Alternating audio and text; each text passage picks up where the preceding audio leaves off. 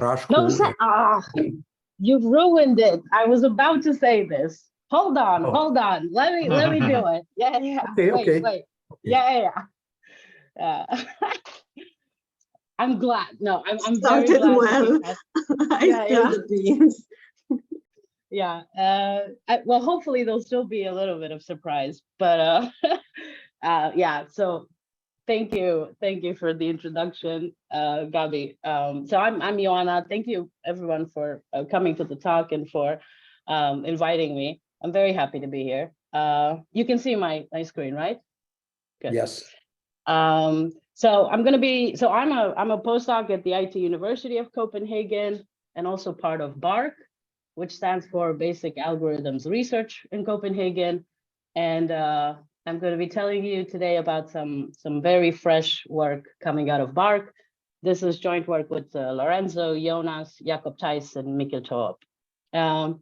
So before I tell you what this is, I wanted to mention that BARC has some quite an affinity with Romania. Okay, so the first reason is we actually did go on our annual retreat to Romania last fall. We went to the Apuseni National Park. So this is us in front of the villa. Everyone's really happy at the end. It was raining, but it was still marvelous. We were right at the entrance of the park. So this was like 10 minutes walking distance from us, which we visited every single day. And of course, you know, some people went for some hikes, you know, took these amazing pictures. I mean, it's unbelievable. We also did some work, by the way. So, you know, it was a proper academic retreat. This is my favorite picture, which is just us eating. Okay, we had home cooked food. It was unbelievable. Everyone felt like we were one big family, at least the, you know, the owner of. Picture. You don't see the picture? Not at all? No. No way. Oh my God. Wait. Can you see it now? We see it. Okay. Let me. Uh-huh. Here. Let me show you. Do you see the pictures now? Yeah. Here. All right. This is the place where we stayed at. This was the waterfall. Okay. This was people hiking, which, you know, they're adventurous. You still don't see it? We see one picture with people around the room thinking. What is happening? Making it full screen doesn't seem to share it. Yeah, I think this is what's happening. Okay, so let me just do it this way, okay? Pictures, you see them now, right? It's green. I can see it now. Yeah. Okay. This is us, and this is us eating. Do you see the picture? Of room. Okay, so you know the point of it being that we had some really good food and everyone felt lovely. So that's the first sort of connection to BARC. And of course, as Gabi pointed out, there's a second connection that BARC has to Romania.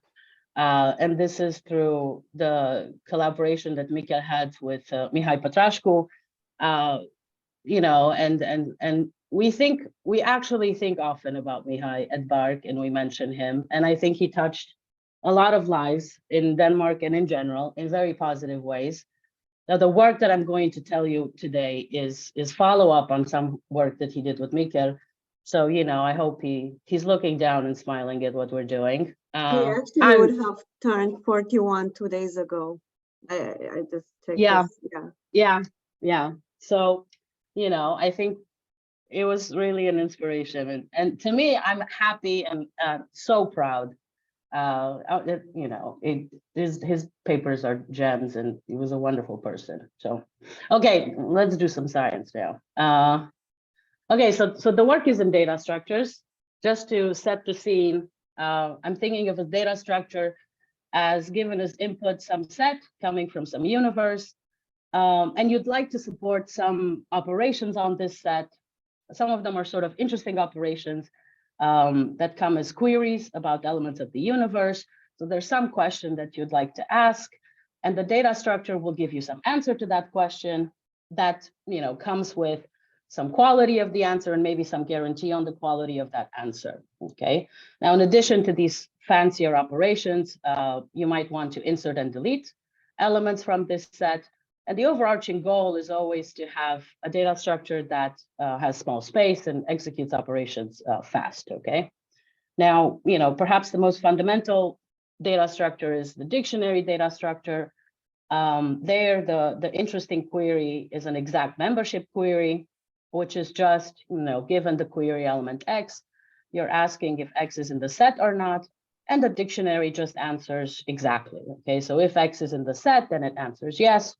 Otherwise, it says no. Okay.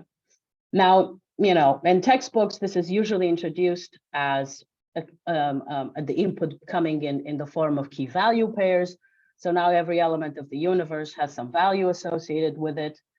So then a membership query, if the element in the set, it says yes, and then in addition, it's supposed to return the value associated with X. Okay. And we studied this in class, maybe through binary search trees. What we're going to be looking at today are hash tables. And of course, the simplest, perhaps the simplest hash table that you can think of is linear probing. Let me just remind everyone what linear probing is. So here you allocate an array of size m, bigger than the size of your set, where each entry in the array is capable of storing one element. Okay, and you use a hash function to assign elements of the universe some location in this array. Okay, now suppose you have an insertion of some element X. This X hashes into some location H of X in the array.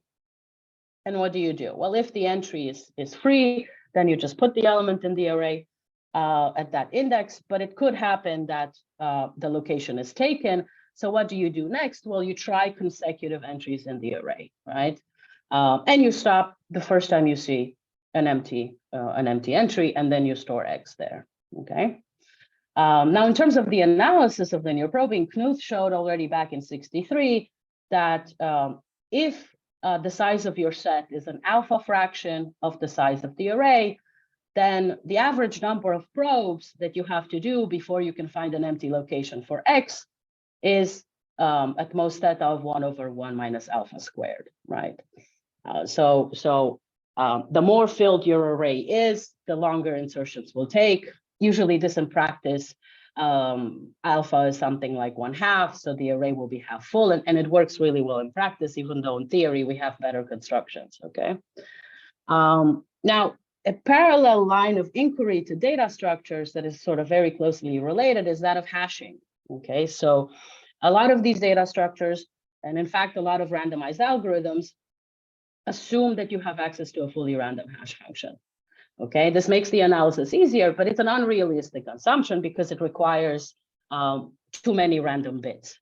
So one question that you might ask is, can you implement these algorithms using a realistic hash function? What do I mean by a realistic hash function? Well, I'd like the hash function to have small space, so I should be able to represent it using a small number of bits. I should be able to evaluate it really fast. So let's say I want to evaluate it in constant time in the word RAM model, if we're talking about data structures. And I would argue that a third property that you'd want is that you'd want it to be easy to implement, right? Because eventually the goal is to get these algorithms to be implemented in practice. And the easier you make your hash function, the more likely it is to be adopted, right? So this is what I would like the properties of the hash function to have. Now, what are the specific goals that I have in mind? Well, it really depends on the specific algorithm or data structure that you're looking at. But in general, I'd like to pretend that for the specific algorithm that I'm looking at, I'd like to pretend that using my specific realistic hash function makes the algorithm behave almost as if fully random hashing were used, okay? So perhaps your analysis relies on balls into bins bounds. I would like the hash function. I would like to provide guarantees that the specific hash function gives you similar bounds. Maybe more generally, you'd like Chernoff type bounds. I'd like to show Chernoff type bounds for this specific hash function. Okay. Now, one very fundamental concept that was introduced in this direction was already known in '81, introduced by Carter and Wegman, and that's K-independence, okay? And for the specific case of linear probing, we know that K-independence is sufficient and necessary to get good performance, okay? What do I mean by K-independence? So in the original definition, you create a family of hash functions, and you choose a function at random from this family. And k independence means that on every set of size k, f will be fully random on it. Okay, this is what k independence would require. Now this is a hard goal to achieve in practice. So what we do have in terms of implementable hash functions is something that is not quite k independence, it's almost k independence, okay?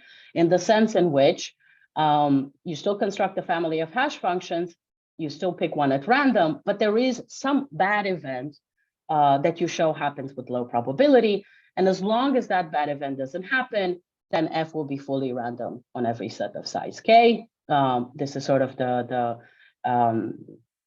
early work of Siegel, later improved by Ditzwil-Binger and Rink.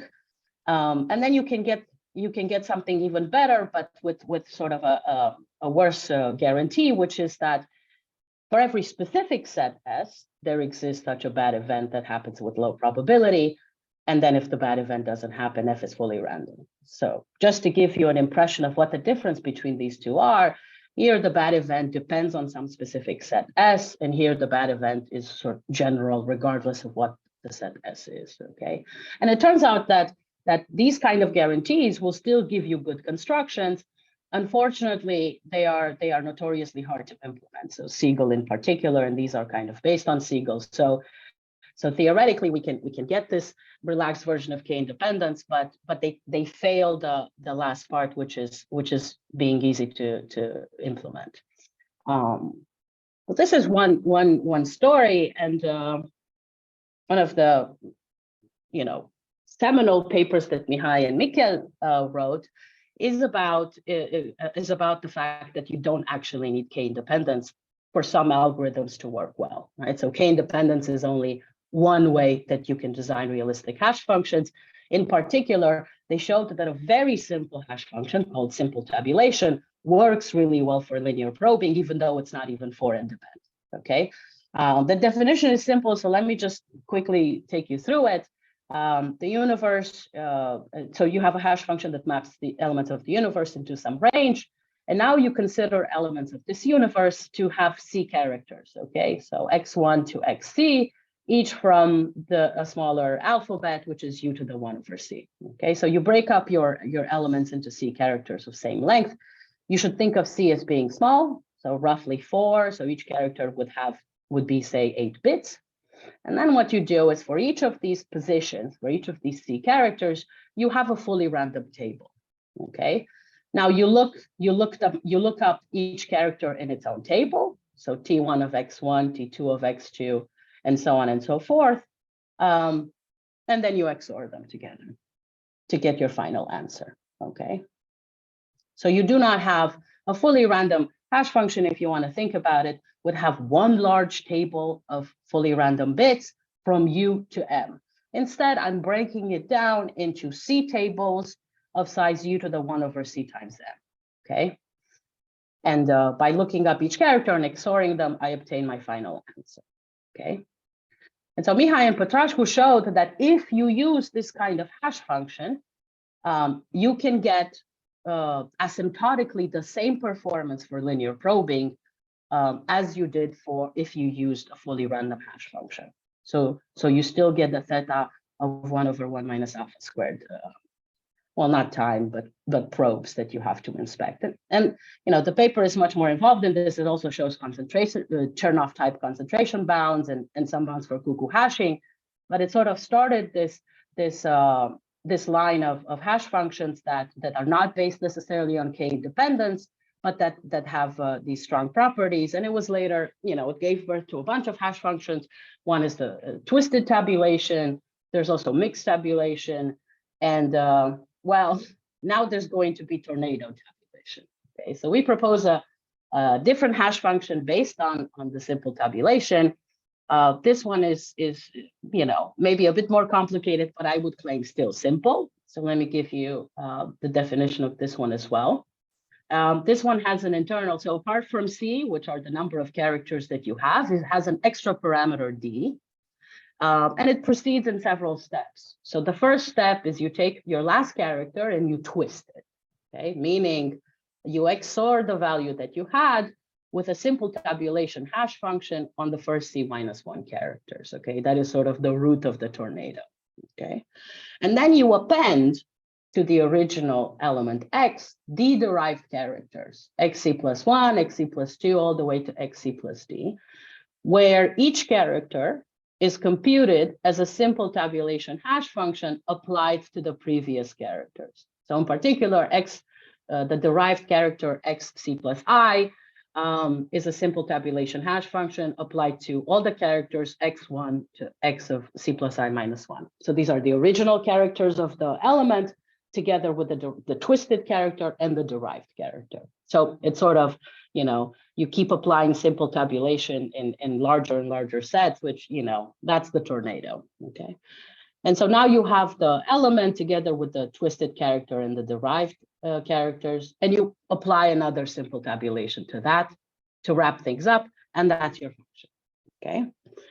So it is a form of tabulation hashing, just sort of, you know, you're applying it successively and in different ways.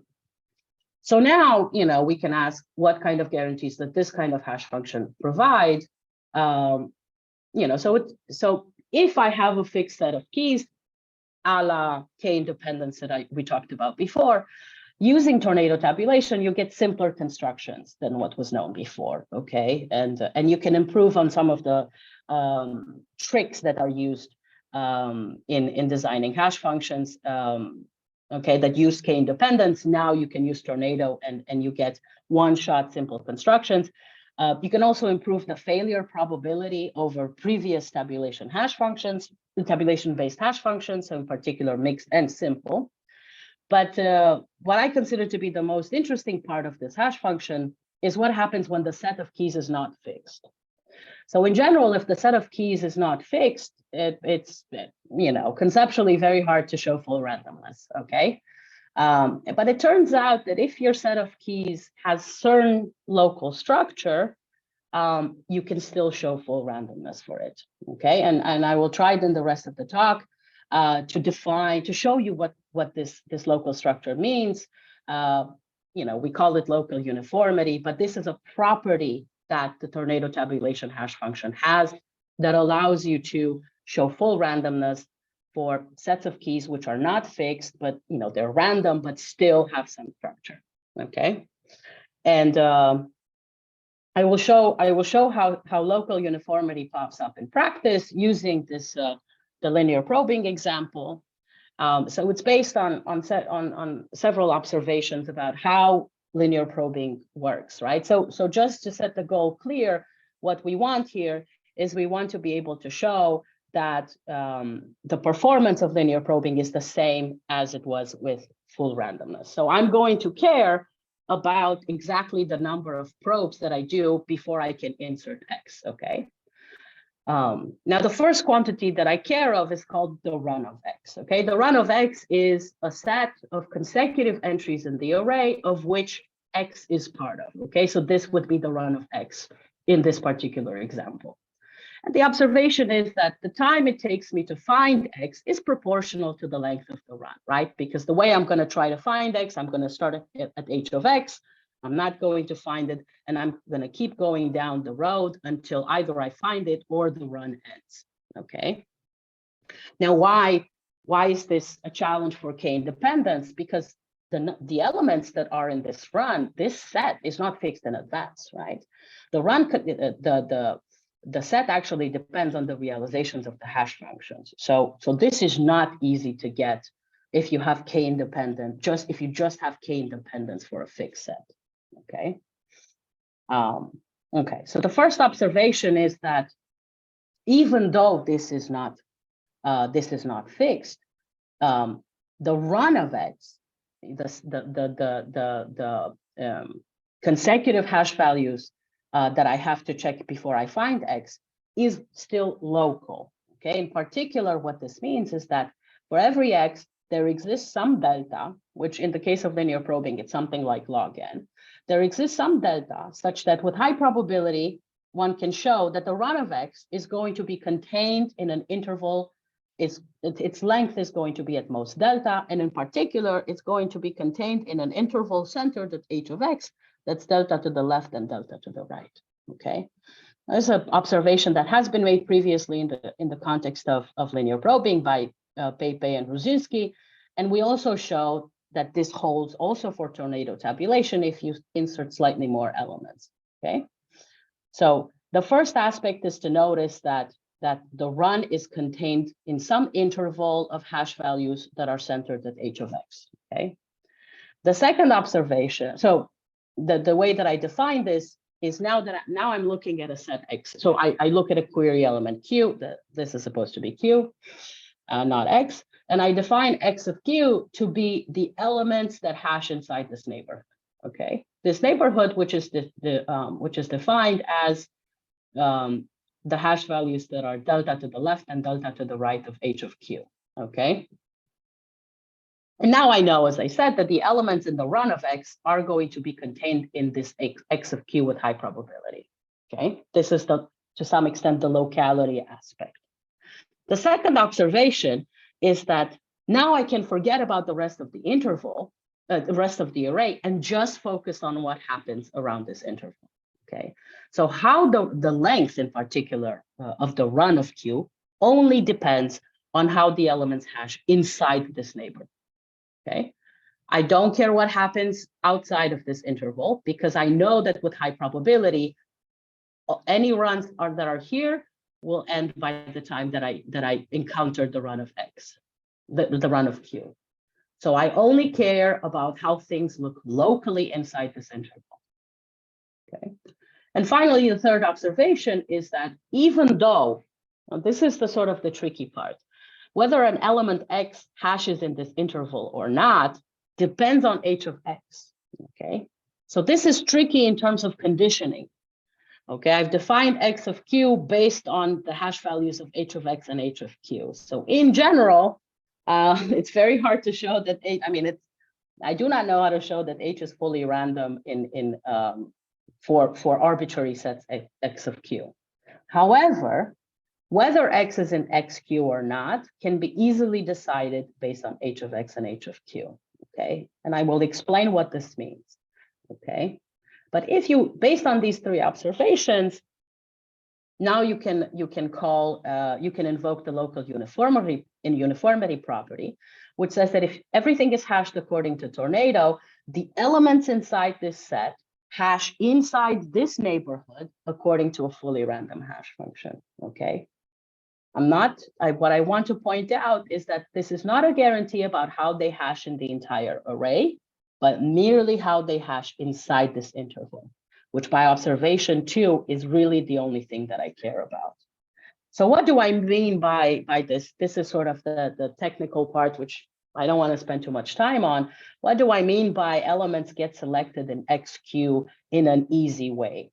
Well, it means that what I mean by this is that the set XQ, which, as I said, is chosen randomly, yeah, because it depends on H, can nevertheless be described using what we call a selector function, meaning it can be whether X is in Q or not can be decided by only inspecting the select bits of H of X. These are the bits of H of X get partitioned into select bit and free bits. This can be done arbitrarily, but it's a fixed number. The select bits of H of X decide whether X is in XQ or not, and the free bits are what we actually show full randomness on. So in the particular case of linear probing, how do I decide if X is in this interval? Well, I look at the leftmost, say, log delta bits of H of X, yeah?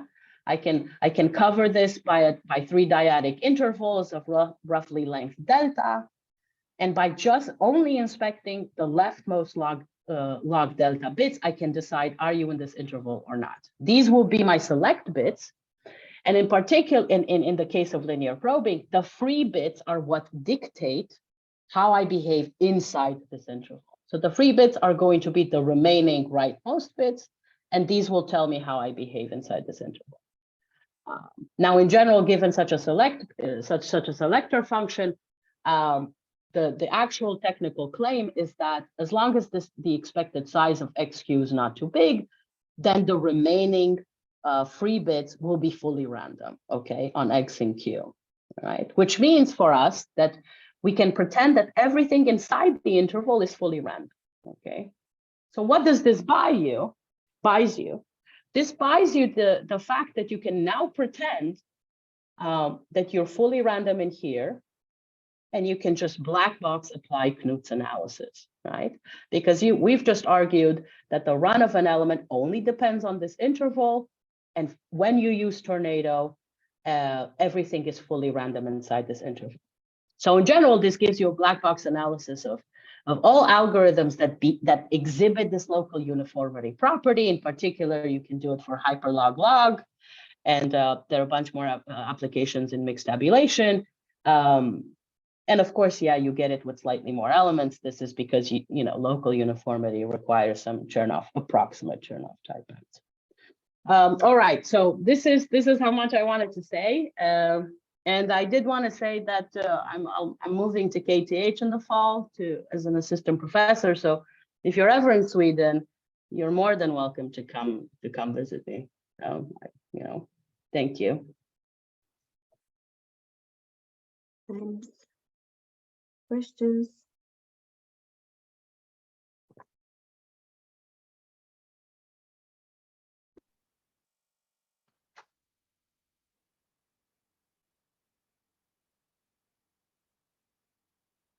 Can we go for a break? I guess. Yeah, it kind of